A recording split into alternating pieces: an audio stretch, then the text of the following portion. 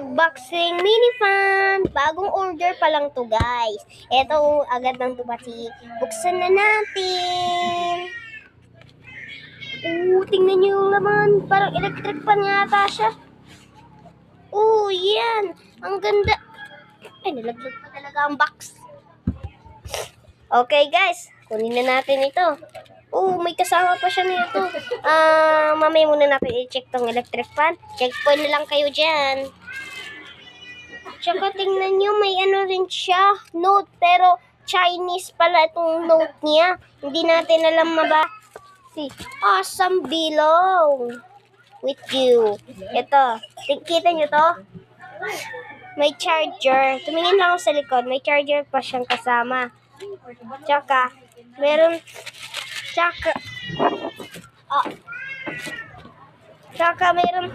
wala nang iba dito sa plastic.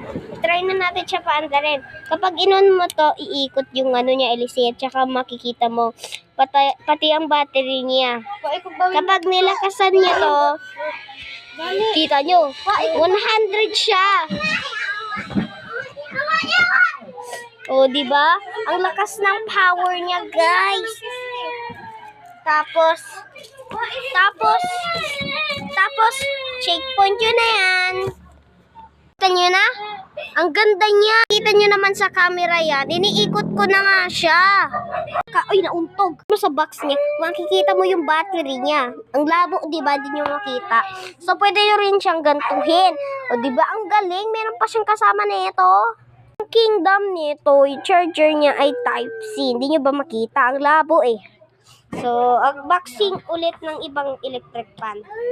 Niya ay color white kasi color white yung listahan pero naka-check lang black. High speed handle fan. So, maganda ka siya. Ito yung handle niya. Bawal nyo isabit ito sa leeg niya kasi hindi siya kailangan mo siya sa ID isabit o ikabit. Ito. Hawakan niya ito para siya gumana. Gumagana siya. Meron pa siyang air volume. Nagpapakita ang battery niya. Kita mo. Power niya na sa ibaba. Pag pinatay nyo na, mainit sa labas. Kaya, ito yung in-order. Kaya, checkpoint yun na yan. Free today. Natural wind, tapos high capacity, tapos 100 gear wind, natural adjustment. Diba? Kikita nyo maganda. Hindi nyo ba alam basahin tong product? I-drawing nyo na lang yung favorite nyo lang dito. Sa hindi nyo makakalimutan.